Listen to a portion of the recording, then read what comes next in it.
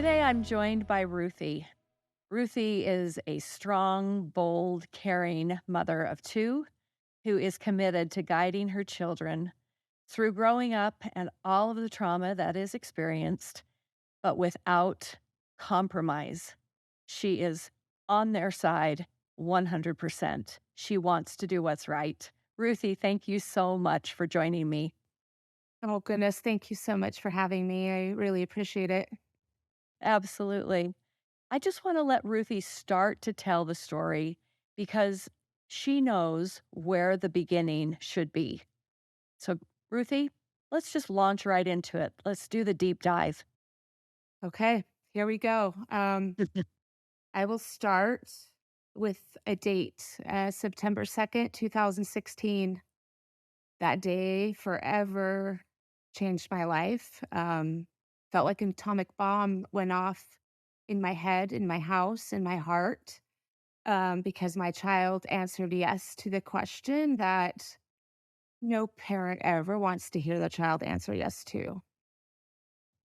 So with that being said, I'm gonna go backwards, just a little bit. My ex-husband, I was married to my ex-husband, and he had a son, and I met him at 5. So when he was 5, we started dating, we got married fairly shortly after, and I became his stepmother, and he also had a mother, and he lived in our house half time. I took this kid on like he was my kid. He was my son. I loved him like my other child, and I had just the one child at that point, and welcomed him into our family, into our home, introduced him as my child.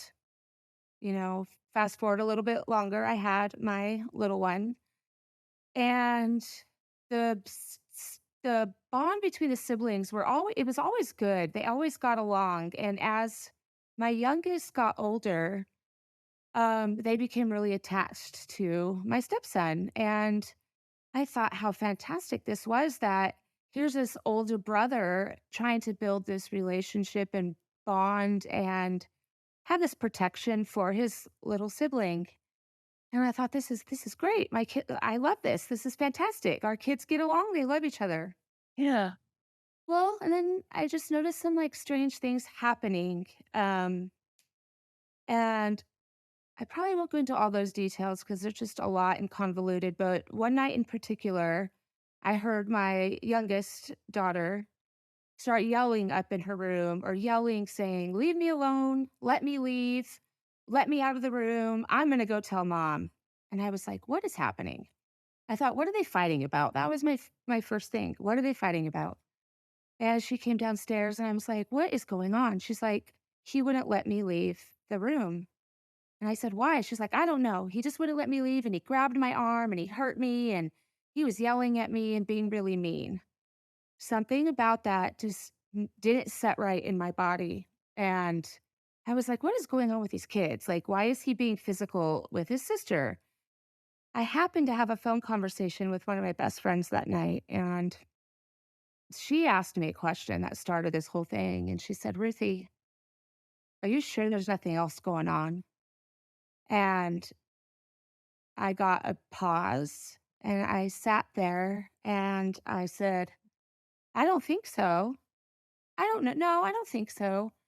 But when I went to bed that night, I knew. I knew in the core of my belly and being that something was not right. And I just knew. And I knew when I woke up the next morning, I knew what I was going to ask her. It was going to be the first thing I did because I just knew. And I was hoping I was wrong, but I wasn't wrong. First thing in the morning, I asked her, if her brother had been doing things to her, and I was a little specific, slightly graphic, but appropriate. And mind you, my child was 7 at this time. She was 7, 7.5, just itty bitty little baby. And she said yes. And I mean, I can visibly like picture this moment and I can see myself in the bathroom. I can see her standing there. I can see what I did next. I can feel the panic because it's still there. It was such a life-changing moment. And she said yes. And I just remember flipping out. Looking back, that response, claims from an utter guttural trauma response as a mom of, "Oh my god." I terrified her because she was like she had no idea, you know? And I called my best friend and I said, "You were right. You were right. You were right. He's been hurting her. He's been doing things to her." And I said, "I don't know what to do. I don't know what to do," because in that moment I was so jumbled. And she said, "Call CPS. You need to just call CPS. They will tell you what to do." And I did. Made a report immediately, and because of his age, and he was 14 at the time, so he was a teenager, they said, "You also need to call the police. You need to make a police report." Because of where we lived, sheriffs were residing precinct over the area, so I called, and within an hour, I was on my way to the hospital with my 7-year-old because they said I needed to bring her in for a sexual assault or sexual abuse exam. Now, I knew nothing had happened that morning, but I was operating literally as a robot. I had no idea what to do. I was in shock. I just started going through the motions. An officer met us there. We made the report, started that process, did a CPS interview. That was horrific. We found out from the interviewer that her estimate of the abuse time was 2 years, which means she was being abused at the age of 5 to 7. She was a baby. I mean, not a baby, but she was a baby. She was little.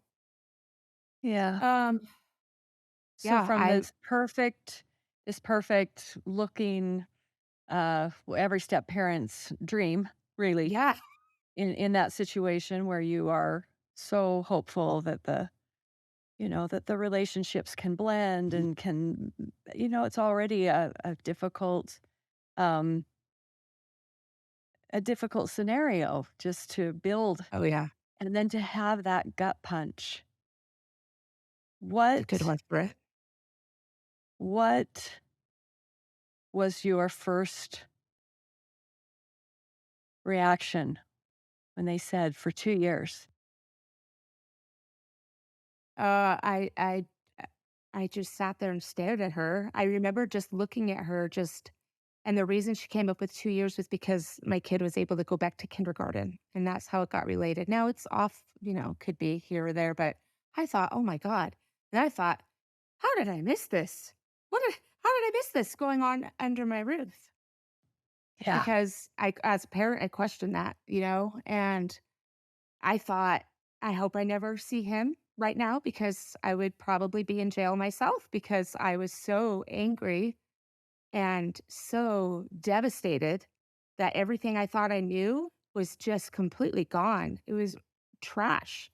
It was like you had to climb out of this ditch and figure out next steps. Like everything just stopped. I couldn't work. My kid could barely go to school. It was just survival, like bare instinctual, raw survival. And I remember those feelings. And I remember that helplessness. And my husband at the time pretty much emotionally abandoned us. He could not cope. He could not deal. He walked through the steps with me of like, he was he stayed in our home. His son never stepped foot back. He was arrested a week after we found out. I pressed all the charges I could.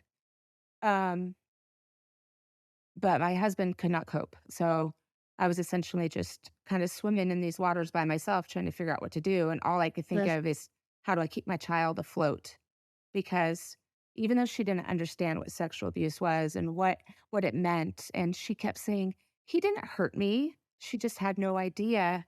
And it took a long time for her to learn that concept. But um the anxiety from the trauma and knowing something happened and knowing her brother essentially got ripped out of the home.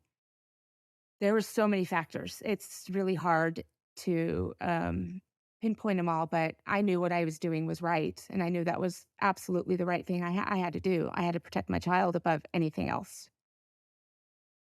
Boy, the So layers.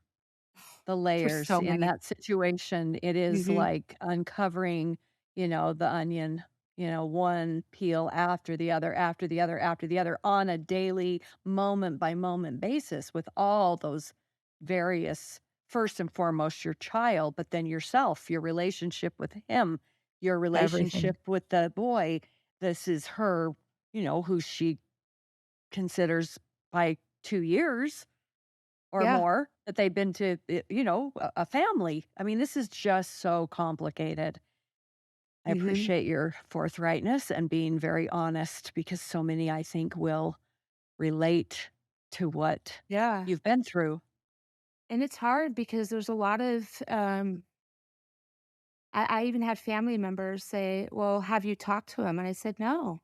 I said, "My child will not be around him." And I know there's people out there that probably won't agree with how it was handled, but I absolutely 100% know I did the right thing.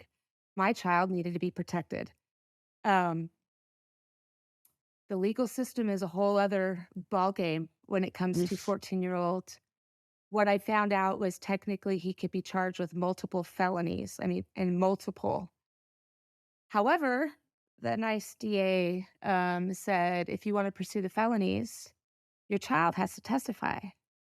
And I said, over my dead body, are you going to stick my 7-year-old on the stand?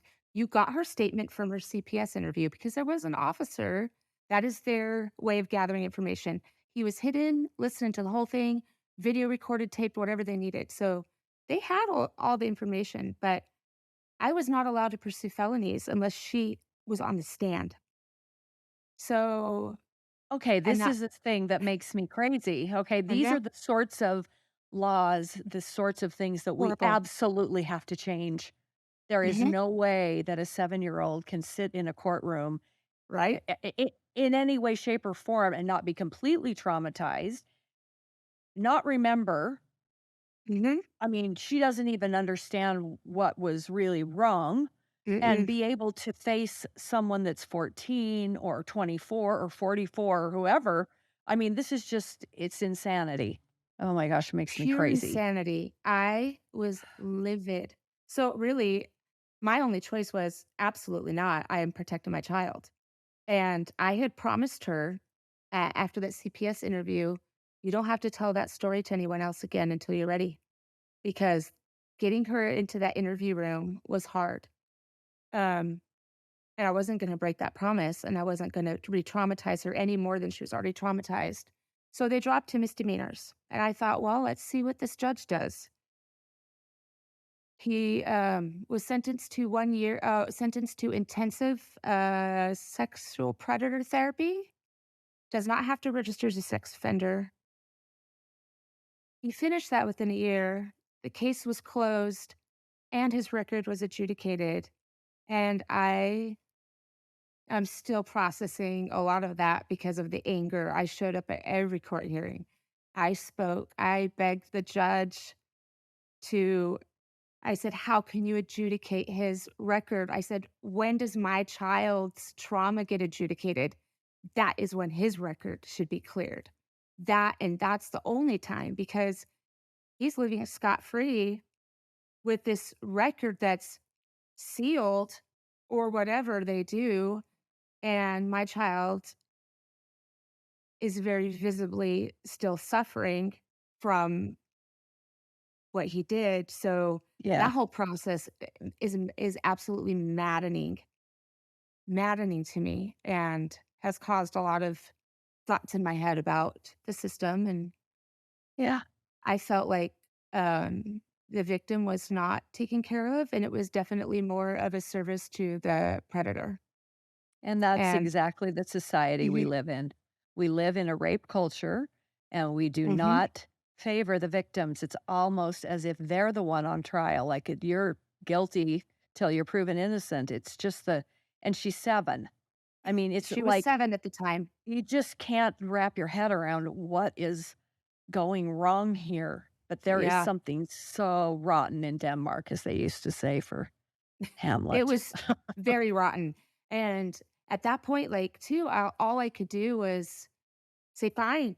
charge him whatever you can charge him. At that point, I was going to hold him accountable. He was old enough. He absolutely knew better.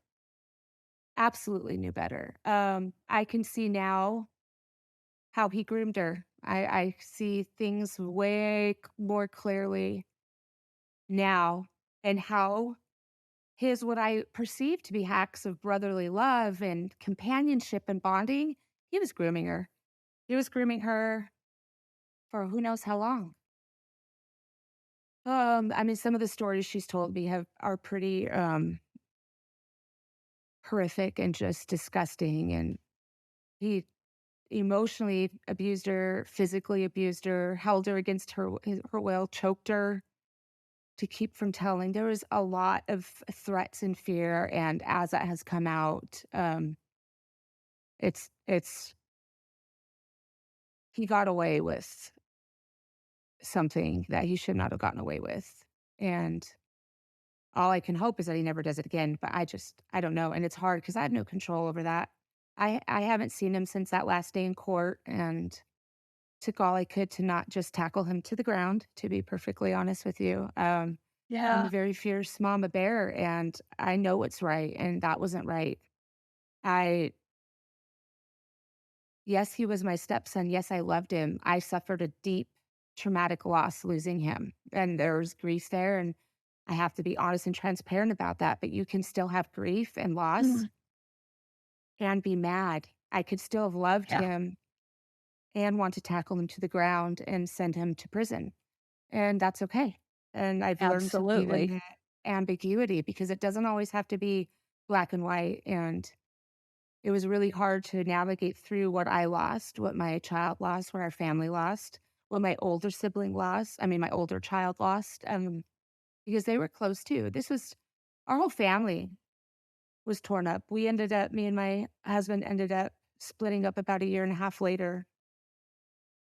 And my child went through, as much therapy as a 7-year-old can go through. A lot of the play therapy, talk therapy to try and figure it out to where she started to understand about good touch, bad touch, and safe people and not safe people. That was how it was taught to her for a 7-year-old to understand. I went to all her therapy appointments with her, waited outside, went in when I needed to, was there for all the screaming, crying, anxiety, took her to horse therapy, equine therapy, and I mean, I got her all the help that a 7 and 8-year-old could have, and I knew it was coming to where at one point this was gonna resurface because how could I think? I was naive at a time. I thought, "Oh, she's doing so well. Maybe it's okay," but around the age of 11, that trauma, it started rearing its ugly head Mhm. very, very briefly and slowly, and she started exhibiting signs of what appeared to be ADHD. She was very fidgety, not able to sit still, scattered, not able to hold attention, which I later realized symptom of trauma. So as Yes. puberty started and all these things came, all the memories started coming back and she started putting all this together. So that happened. And then March of 2021, she went for a visit with her dad in Colorado. And there's already trauma there with certain things with him, not with the abuse, but because he still talks to his son. That's been hard for her. But she went there and was so triggered because she was with her dad. She saw all these things. There's all these reminders. All this stuff came flashing back. His fiance has a son that's a little older than her. And just some of the things he was doing, there was just all these triggers. She came back and it just literally started going downhill. She was Yeah. on anti-anxiety and antidepressant medication within 2.5 months after that visit. Um, it's just things just started just going so haywire, so Yeah. haywire. And I think it's so important to note if you a person, a child who's now growing up and doesn't even remember, doesn't even have, you know, explicit memories, will still have the memory that is in the body, that is in the soul, that is in the emotional and the physical body without even being able to explicitly remember things. So when people say, "Oh, children, they're so resilient," I just want to strangle them sometimes and say, Accurate. "Really? You don't think that what happened to this child is going to rear its ugly head at some point? That's what you're Right. describing." Yeah, and though she did remember, she even throughout the years, she would say little things to me, and I'd sit there and hold this space and talk to her, but the graphic details my child remembers is a lot. The flashbacks, the nightmares, they just took completely over, and she started absolutely spiraling. So, when she went to into 8th grade, so August 2022, that was just the start of the downfall. She was in constant crisis. I had to pick her up from school numerous times. She couldn't not function. She was in her first short-term inpatient psych unit that September. Mm, Started the therapy train, trying to find the right therapist. I had to fire 2 because you can't put a young graduate out of school with a child who has suffered severe trauma. Doesn't work. mm-mm. Um, we started all of these things in and out of, um, the emergency rooms. 911 was called frequently. I had to literally physically hold my child on the ground in what would in holds, what they would put in a psych unit to hold my child to keep her from hurting herself because I couldn't keep her safe, and I'd have to wait for the ambulance to come. I saw her fight off grown men, medics, and they had to shoot her with Haldol to get her calm enough to get her out the door. Ugh, The amount of things I saw and the trauma that resurfaced when hers resurfaced, and then to witness my child harming herself, the self-harm was mhm. happening. She ended up making 2 suicide attempts. It was a spiral. We were in and out of emergency rooms, and the amount of fighting I had to do with psychiatrists in emergency rooms because they kept wanting to discharge her.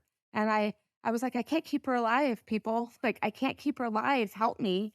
I had my team of wraparound services fighting, and they're like, "Well, we don't have anywhere to send her." And that's another downfall of having insurance that doesn't technically fit into certain categories. You don't have a lot of options. Well, because you're describing the sorts of symptoms that is what a combat veteran would experience. It's PTSD, Yes. only it's complex PTSD because of Yes. her age and because of the severity Mhm. of the outcomes of what happened to her. And yet to get 100%. diagnosed for complex PTSD is almost impossible. Well, she did get diagnosed, and we'll get there. She She oh, did. She okay. did. Because I started realizing that I thought maybe there's something else wrong. Yes, the trauma has a part of it. It was really hard to piece together because when you have a child who's having all these symptoms, you could fit it into numerous psychiatric disorders and numerous things. Yeah. And she didn't need psych hospitals, but we, we were trying to figure out which needed. I mean, I had CPS called on me by one of the hospitals, and it didn't turn out to be a negative thing. It was more of after they interviewed me, it was like, "Oh my gosh, look at what you're dealing with. How can we help you?" Um, Right. Thank goodness.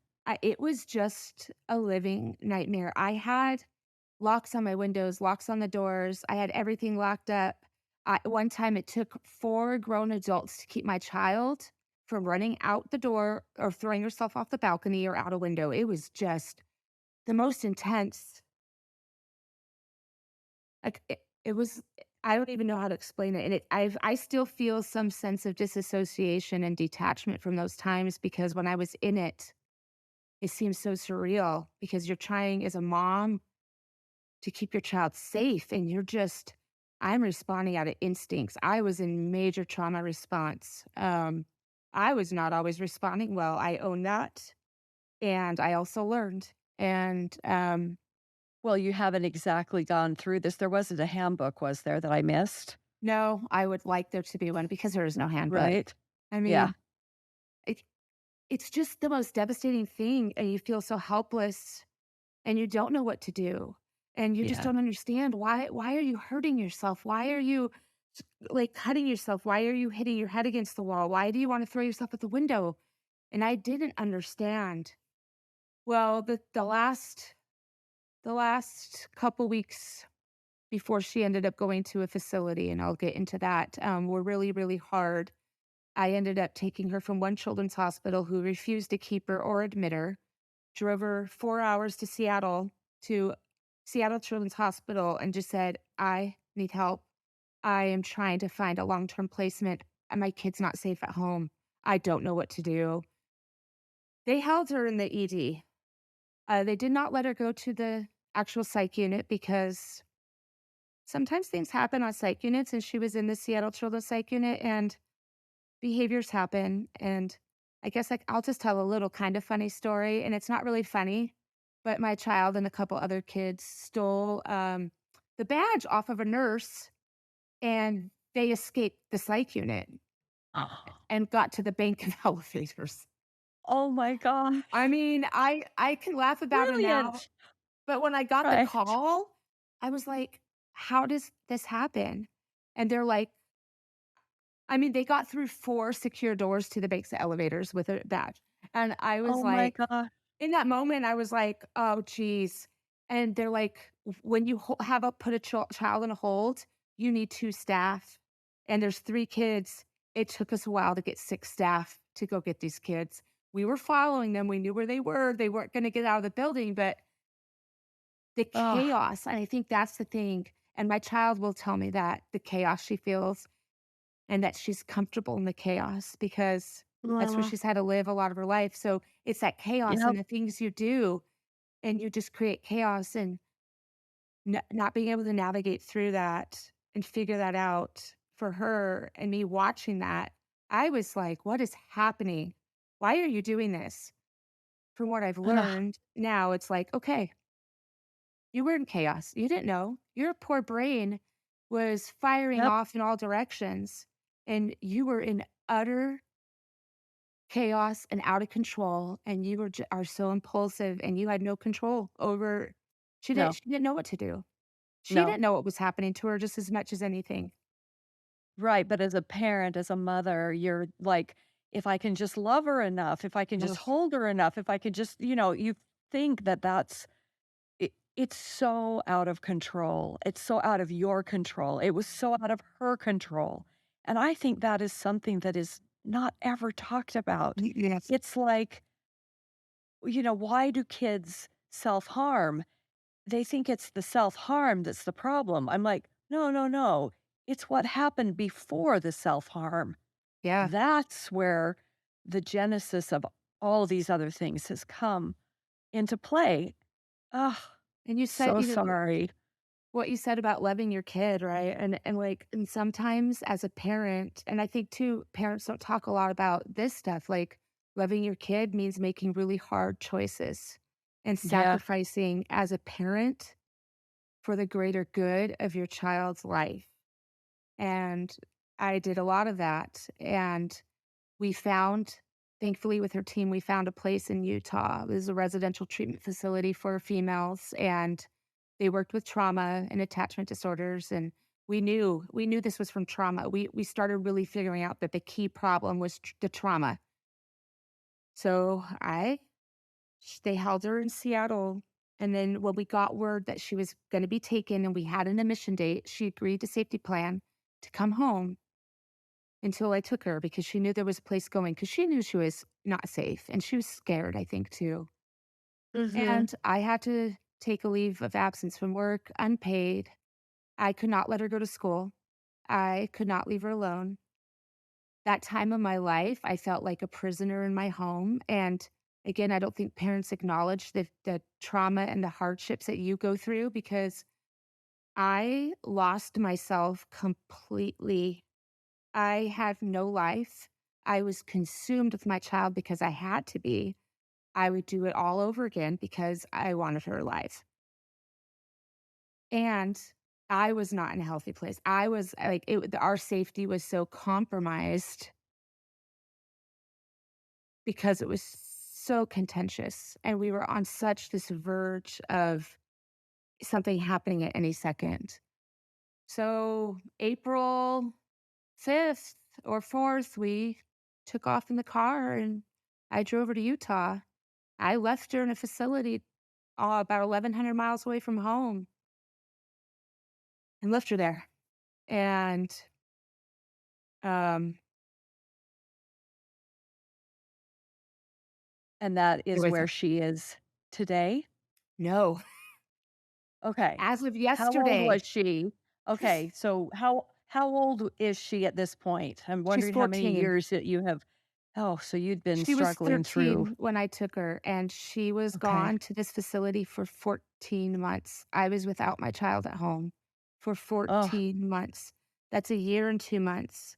I missed a birthday. I missed a lot. She missed school, like being able to go to school. I got to see her, let me see, June, 4 times in that time. I went out there for parent seminars.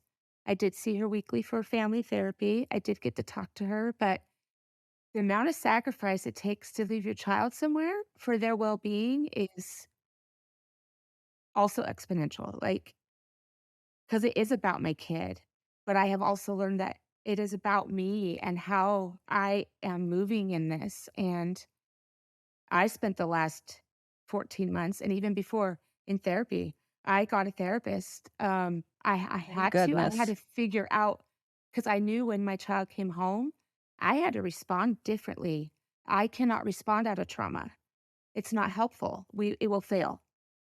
I Right. needed to be able to respond differently. I needed to find me again and set myself firm with planted feet and strong as I could be to be there because I'm her person. She told me the other day, she said, "You're my favorite person."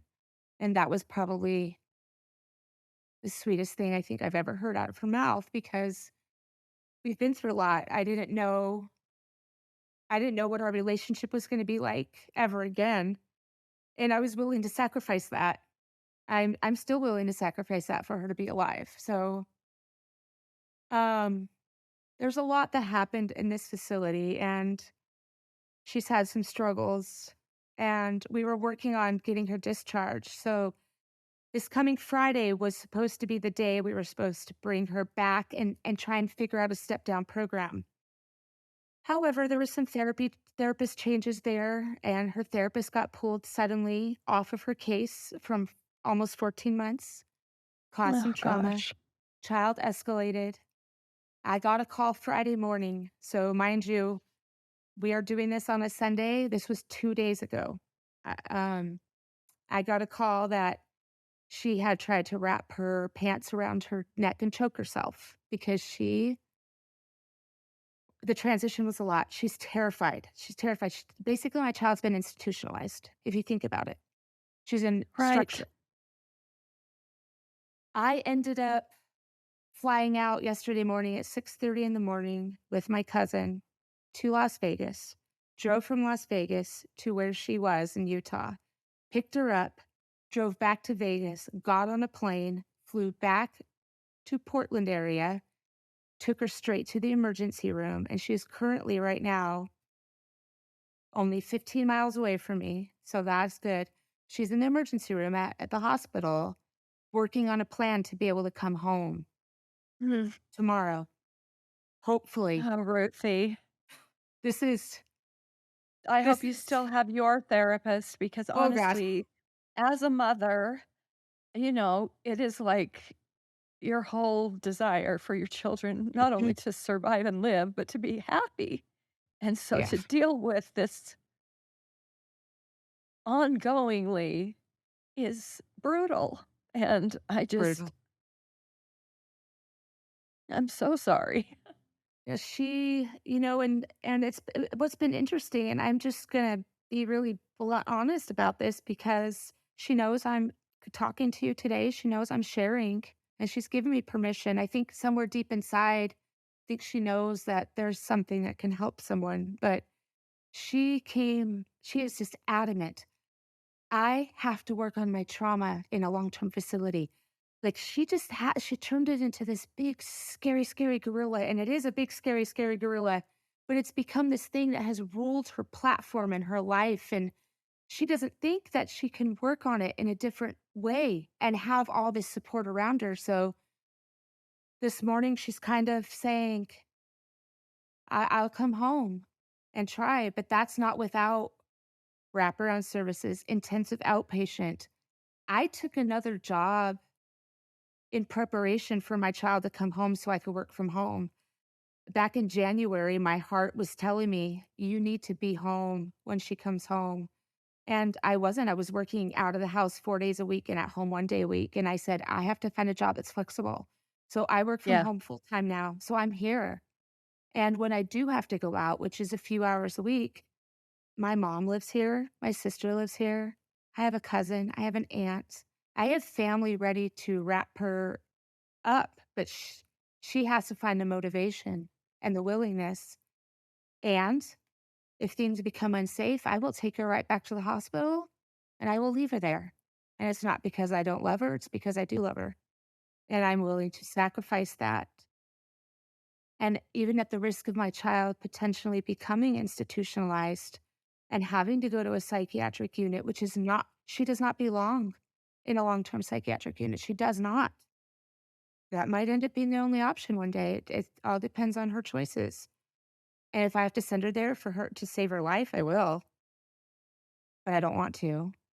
Um, Right. And I think you have to also know that I don't want you to ever read any person's comments that are not 100% supportive of you and what you've done and her. Those are some of the hardest things to read are the critics, you oh, know, yeah, the they're out there. armchair critics who think they know what they have no idea about. And I also know that with her, what she's been through and knowing how much me, myself, and I, Yeah. and others that I know who have dealt with their trauma much later in life. I mean, she's dealing with it as a teenager, a tweenager, and into her young adulthood, and her brain isn't even fully developed until she's No. 25. So it's going to be a long road still Mhm, trying to make sure she's safe, that she gets mhm. there so she can continue her healing journey because it is a journey, it's not a destination, Oh, and not for absolutely. any of us. So I think you're a remarkable mother, and what you're doing is extremely hard. I'm sure that you have PTSD too. Oh, oh, yeah, I'm a walking poster for it, and I know that, I'm Yeah. aware of it. I've worked really hard Good. to try to be balanced, and I also won't I'm also really committed to myself and, like, to my therapist and to her therapist and to the psychiatrist I talked to today that I am not going to put myself in an unsafe situation, and I will not sacrifice my sanity again because I'm not good for her when that happens. And I have Right. set those boundaries with my child. Like, she knows if this happens, this is the consequence because I don't expect her to be perfect. To be perfectly blunt, I expect her to still self harm. And not that it's okay, but how can I box her into this world and expect her to take away everything she's used to survive so far?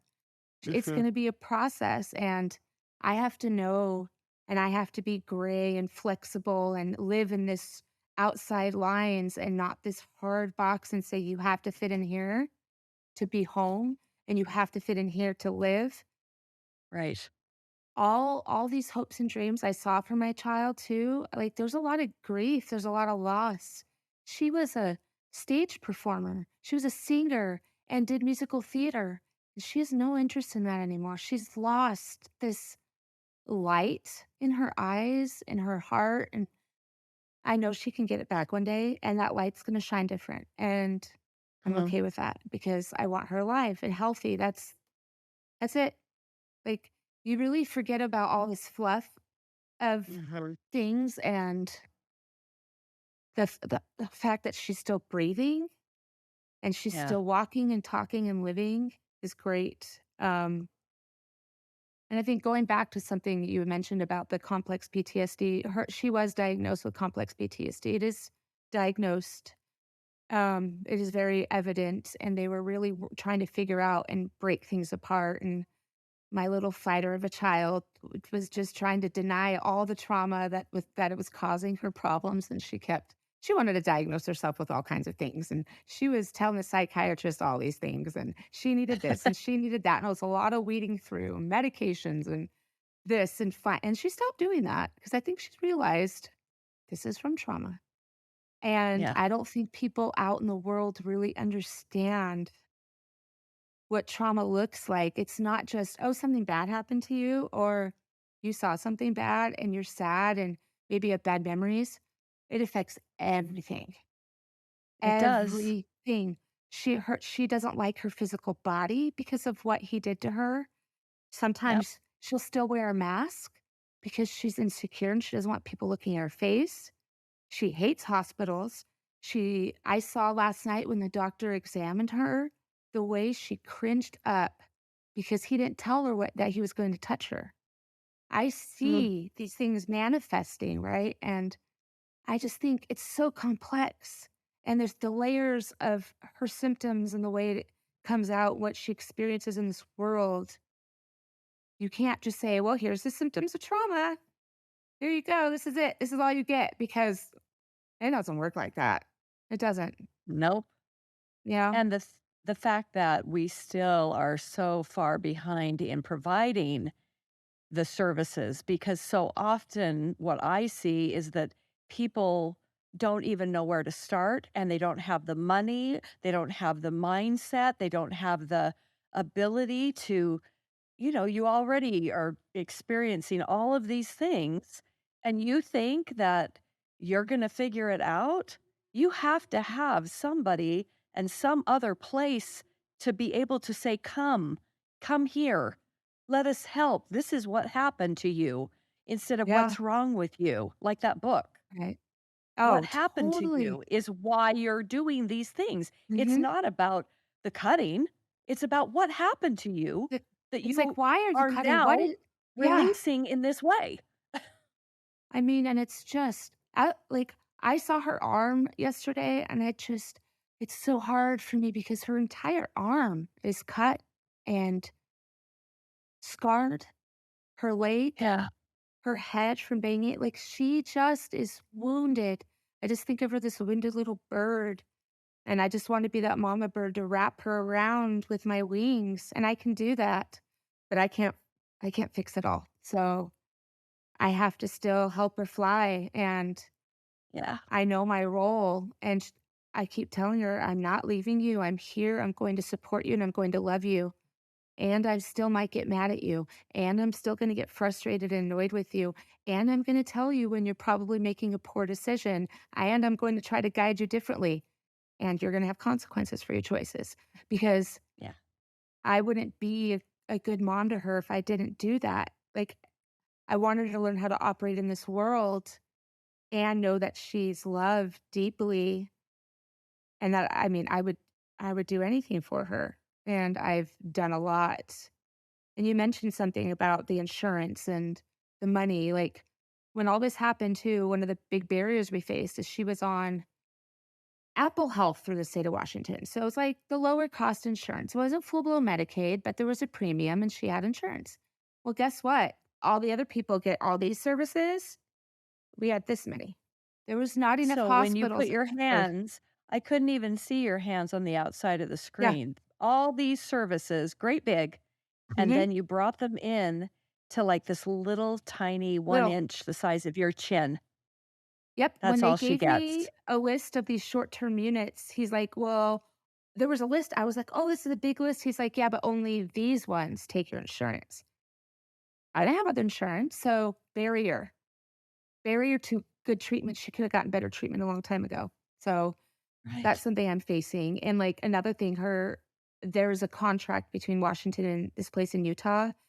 That's the only reason why she was able to go. They did bill. They did this out of state thing and they were able to bill and cover. So thankfully, but now I'm looking at that insurance is ending at the end of this month, which is another reason why the transition was happening out of there. But I do have private insurance now through my work. Gratefully, I have an affordable insurance that's good. But now I'm looking at, oh boy, I the copays and the amount of things that is going to come flying at me. It's just barriers after barriers to try to get your child help, and I will Or drown in yourself. debt. Yeah, it's horrible. It's literally horrible, but you just have to figure out how to wade through it, and, I had support when I was going through this, but it's hard for people to relate as a mom of this, and Yeah. And so people aren't talking. People mm-mm, are still trying to deny that it's actually as bad as it is, or they're trying to deny that it actually happened, or they're trying to look someplace else and go, "Well, everything's fine." I mean, obviously, she or he is so resilient. Whatever they're doing to try to avoid the reality is yeah, part of the problem, is that 100%. so many people have no idea the long-term, lifelong outcomes of being sexually Oh, assaulted, experience sexual violence as a child, a young person. They just don't know, and they don't know no, how often it's happening, and almost no. always at the hands of someone the child knows. Oh, And we yeah. just are just starting to go, "Okay, this is what it might look like," so that you Mhm. can wake up and maybe see it. Not because you were a bad mother, but because you just didn't know what you would even be looking for, because nobody No. talks about it. No, and I think too, and I keep thinking about that, how did I miss it? And this is my truth about it, why I think I missed it is because in my mind, this child was my child, and you don't look as your own child as perpetrators and someone to cause harm. He was not an Right, outsider. He right, was family. There was no way. So that in my brain, that's where it came from. I'm like, I would have never looked at him. I treated him like my other right. kids. So, and that's he knew that too. And Yeah, that's and most groomers yeah. do, even young groomers.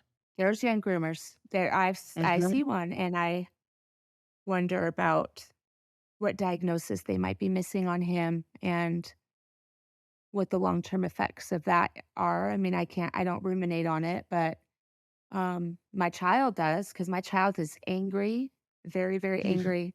As she's gotten older, part of the process why she was at this facility was she wanted to know about the legal proceedings. I had to sit there and tell her everything Wow. and how I fought. I had a letter that I read to the judge, and I read that to her. I told her what happened, why he wasn't prosecuted as a felon. I explained to her all the things, and she was just so pissed, and she's still angry. A few weeks ago, she's like, "I am so angry he gets to just live his life, and I don't." And Yeah, there's a process in it because you think, I did all this for her at the age of 7 and 8. She had no say in it, nor did she even know what was happening. She had no clue I was going to court. None. right. So for her to learn that and hear all that, that was a lot for her to take in and understand that I was gypped.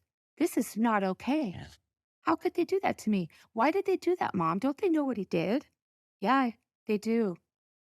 And I wasn't going to put you on the stand. So I had to tell her, like, he didn't get charged with felonies because I made a choice to not put you on the stand. And I was prepared to take whatever she felt about that. She could feel angry at me, and she didn't, but I didn't know what she was going to feel.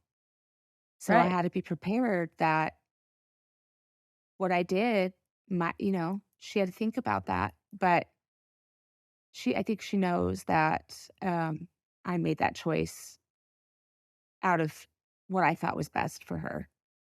I would never right. change that. And there's a lot of like, you mentioned about families like being hushed and not talking about it. There's still families that those perpetrators are still living in the home and kids Oh, aren't yeah. believed. And I just, and again, I welcome people to tell me You shouldn't have done that. How could you abandon him?" You know what? And I'm gonna say something really blunt. He wasn't my child, and that doesn't mean I didn't love him and accept him as my child then, but he wasn't my child. My child was harmed by him. She was Yeah. priority, and I will never, ever apologize for doing that, ever. Of So course not. and I know that, but there are people out there that just it's hard because I even had family members ask me about it, and I said, "Here's my boundaries on this. I'm not discussing it. I will not be talking to him, and if you can't fall in line with that, I will not be in communication anymore. I have no problem because I'm not gonna allow that toxicity to come in and falter anything that I know is right for my child. My job is to protect her utmost. Even now, she needs protection. So, anybody that's on that fence that thinks I chose wrong, that's fine. They can have their opinions. I don't, people are allowed to think whatever they want. And I know I did the right thing. So, I hold very firm in that. And if there's any other moms out there that are thinking that and worrying about that and juggling that, you need to hold on to what you know in your heart and what you know is right for your child because that child needs protection and you have to Yeah. protect your child.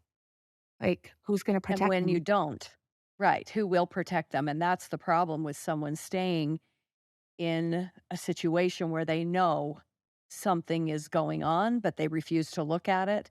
And they think somehow that child is going to, what, figure it out and they'll get over it someday. What are they thinking? I mean, there's no other choice than to protect your child. And that your stepson, that person also has parents. What happened to him? Exactly. And if they're being honest and looking at the actual outcomes of what has transpired, they would be finding the very best kind of therapist to figure out where did this come from for him, What else is you going know? on? Yeah, What else is going on? And because that there's is at the something. basis of all of it. Yes. And what I found out during his process of therapy, there was like they wanted to see about a letter exchange and things and Um, I guess what he had said is that the reason he did it is because he got a hold of some pornographic material at his mom's house, videos or something. I still have a really hard time. I want to, yeah, I have a hard time believing that that's just it. Because if Mhm. you felt like you needed to perform sexual acts, why would you pick your 5-year-old sister? There's something wrong for a brother to pick his 5-year-old sister, especially as a teenager. Mhm. So There's more to it. I think there's more to it, and again, I'm never gonna know, and I have to be at peace with that, Yeah. and that's what it is, but, that the justice system is so wonky and an interesting story, so the day that his case got adjudicated, the criminal restraining order just gets dropped. They just drop a criminal restraining order, and I was like, "What do you mean?" Because I got a call from the victim advocate saying, "Hey, just so you know, it's no longer." And I said, "Excuse me?" And she said, "You can file a civil one." So what did I do the next day? Oh, I was down in that courthouse filing a civil restraining order. I thought, "I'll do this, no big deal." Why would he even fight it? Well, he did. And he showed up and challenged me in the courtroom and put me on the stand and questioned me. And I was like, "Are you kidding me?" And I just And sat the there. age? What He was his age at that point? about 15, Oh my gosh. 16, 16, 15 or 16, but he had the right to question because you're in a little trial. And I thought, Mhm. you have some balls here to show up here, kid." And I just sat there because I really didn't think he was coming. And then I sat there and I was like, okay. So I knew what I was going to ask. So I let him chat. I let him mess, question me and drill me. And he asked me if, in the last couple years, have I tried to see her and have I tried to break the restraining order or contact her? And I said, no. And that was pretty much all he said. He was trying to prove that he wasn't any harm and not a danger. So I Mhm. questioned him and I put him on the stand. And all I asked was, Did you sexually, physically, and emotionally abuse your sister for 2 years? And his answer was yes, and that was it, done, and it was granted. Ugh. So, Oh, yeah, I mean, because at that point, I was like, "Oh, we're gonna play this game because I'm gonna call you out," which my restraining order paperwork said that, but he showed up. So I was gonna put him on stand. He had to admit in court, so that was on a transcript that, that happened. So we still have the civil restraining order. He has not tried to contact her, but my child knows it's there. She knows if she is being contacted or attempted to being contacted. She knows it's there. She's very versed in what her protections are, and it'll stay there till she's 18. And if she chooses to make some sort of amends or resolution for herself one day, because she might want to do that as a part of healing, she can. mhm. But right now, while she's a minor, not gonna happen. And I think it's important to note, you're saying she could do that for her own healing. You just said it. You can move forward, let go, forgive, whatever, and still think the person belongs in jail. But Yes. you do that to unimprison yourself, Mhm. not to let them off the hook. It's really, truly about you don't have power and control over me anymore.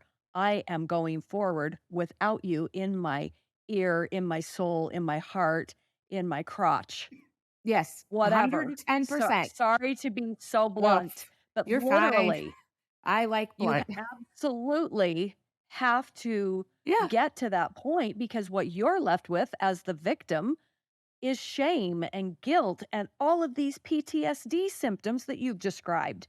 yeah, That's what you're left with. yep, and no They control. should and no control. They Yep, should be going to jail and you mhm, should be unimprisoned to yep, move forward and heal. And what you've done by taking this very um parental role so in such a serious manner where we don't have to be best friends, but I'm going to protect you and you're going to do these things in order to live and be safe mhm, and to stand with her and for her as she said, you're my favorite person. That means everything that you have done mhm, absolutely has the impact that it needed to have for her to say that. You can feel really good about those things that you've done. You can't go back, you can't change what happened to her, and you can't oh, change the path that you put her and yourself on, but in doing so and in building that strength and those boundaries and those absolute expectations where you know that she'll be able to check that little marker off on her path. I did that. I accomplished that. I got to this point. I got over there. You helped her have a path, even if it wasn't the one she thought she wanted.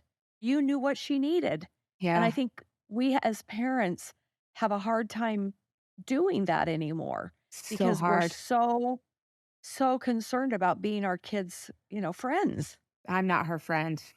I'm her mom, and Excellent. I've talked about that to her. I said, "One day we'll be friends, but I'm your mom." And, my 24-year-old who's just this amazing, beautiful human, it's interesting having adult children because you do become friends with them. And, Yeah. you know, he's wonderful and he's my friend and I'm still his mom and he still seeks my advice. And I find it Yeah. humorous and sweet because there's that trust. But I have really tried for both of my kids because my oldest has endured their own trauma and Yeah. their own path has been rocky as well, and I don't I want to break these generational curses of trauma and try to teach them there's other ways.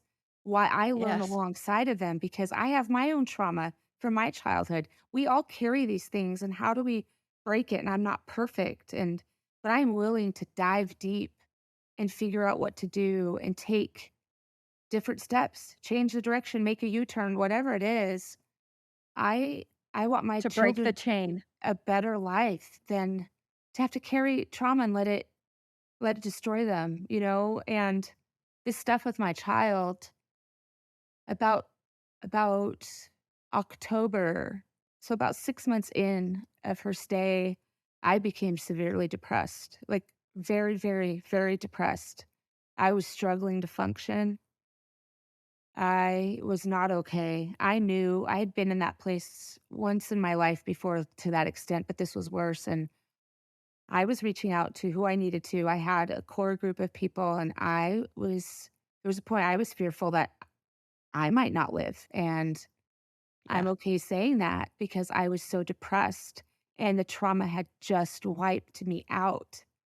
I ended up getting on antidepressants, which I had never been on, and it changed my world because I have to be able to Really? navigate in a place of stability. I can still feel, doesn't mean I'm not sad and I don't cry and I'm not happy. I'm in a place, but I can navigate through it better and I'm not putting myself in a risky situation because I know what I need to do. And if I'm not okay, she's never going to be okay.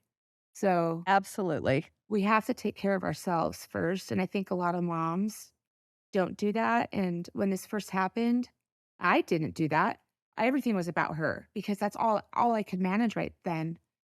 But I have to have balance. I have to have self-care. I have to have grounding for myself. I can't be a prisoner in my home, and I have to be able Mm. to live and breathe and navigate this world too alongside of her because if I'm not okay, she's not gonna be okay. Yeah. So, that's a big lesson, and even for all you moms out there that feel that or are going through it, take care of yourself first. You fit it Yep. in somewhere because if you don't prioritize yourself, take care of yourself, you're no good for your kids. Same thing in a marriage, you know? You've gotta take care of yourself and work on you. Because if you're okay, people around you are gonna be more than likely more okay than not. So, it's not perfect, Right. but I've learned a whole heck of a lot. Well, Ruthie, you're still in the middle of it. Oh, I We're am. gonna have to come back I and was have another conversation in a year or 2 oh or my maybe gosh. 6 months or I something. was gonna say that, and I would love for my child to speak for themselves. I would Oh, I love think for that would be her amazing. to share her story, and I know you're gonna be listening to this, kiddo, I love you. I told her I would let her listen to this when this is done, because nothing I'm saying here right now isn't anything she's heard not heard. I try to be as transparent with my child and authentic. This is her journey, and I have to, as a parent, step in, but this is her life, and she has to have some Yes. control over it and autonomy, and I'm just lucky enough to be able to navigate it through with her and be her mom and work alongside of this, but it's her story. It's my story too, but this is also her story, and I don't ever wanna diminish that or take that off of her because she's the hero in this. She's still alive, and I just hope that she continues to choose life because it's hard. It is, and I really appreciate that because for her, just knowing that you are the hero in your own story, we all are, Yeah, and that she really is to have survived what she survived and to be going through all of the things that she has had to face and to make her way through and to face those things head on and to look at what might be next in her life. I want to hear her story because I keep thinking it's this younger generation. yeah, They're the ones that are going to say no more. yeah. They're the ones that are going to stand up and scream their heads off.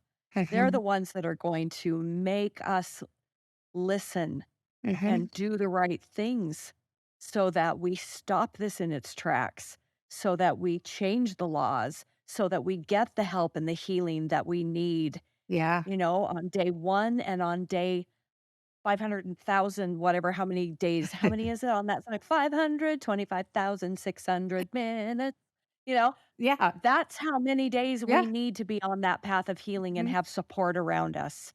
And that is a hero's journey, yeah, and she she is is. a hero. She's my hero. I mean, I see her still, even when it's hard, and even just right now, I know she's sitting in that emergency department trying to use her coping skills so she can maintain. and I'm hoping to bring her home tomorrow, and if she has to stabilize longer, that's okay. If she doesn't come home this week, that's okay. It's not, but it is because as long as she's alive and we'll figure it out, but I'm hoping she can come home and be in the space with people that love her and to see her cat, Yes.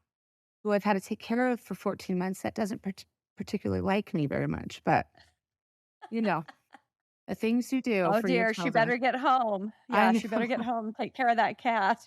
We don't want any harm to come to the cat. No, me and the cat have made friends over treats, so Oh, it's this is better. good. You do what you Oh can, my right? gosh. That's gonna happen. It's gonna be a great reunion, and I I hope cannot so. thank you enough for being here on this show, for being so honest and open about all of these experiences, both for her and for you. It really is amazing what happens when we do talk about things and we Yeah. do get very, very vocal Mhm. and honest. And not only does it help us as we go through our cathartic, healing process, but as this is a cathartic experience, but it also helps so many others who just haven't quite found their voice yet. Yeah. So thank you for You're um, welcome.